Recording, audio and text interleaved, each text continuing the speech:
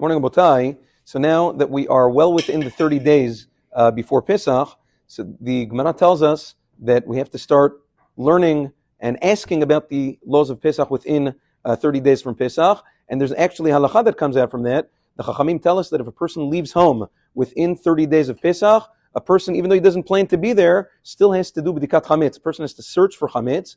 Many Rishonim learn out from here that the mitzvah of bi'ur chametz, the mitzvah of elimination of chametz, starts from 30 days before Pesach. It's not only Erev Pesach, it starts 30 days before.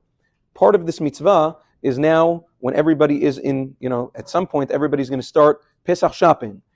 Shopping, food shopping, whatever it is, you have to look carefully to make sure that things have a hashgacha mehudirit, a respectable, reliable hashgacha for Pesach. In previous generations, foods were made very, very simply.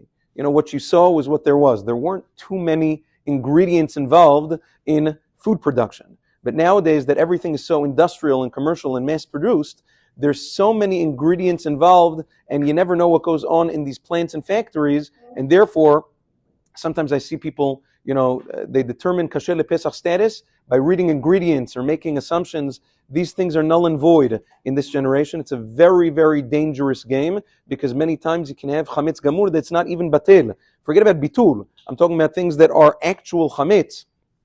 So that is, you have to make sure that everything you buy for Pesach, especially, I'll tell you, dried fruits, a person think, well, it's a fruit, what can be? There can be flour in there, cheeses, anything that is processed.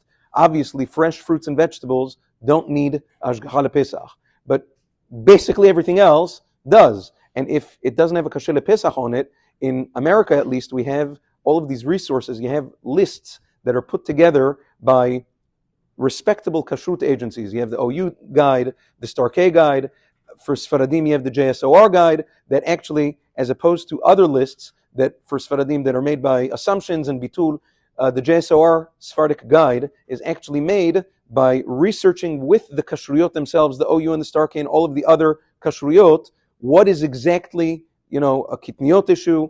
For us, that's not an issue, versus other things. So you have to make sure everything should be checked, assume nothing, look into everything, and by doing so, a person will reap tremendous sachar. B'ezrat Hashem will continue tomorrow. Have a wonderful day.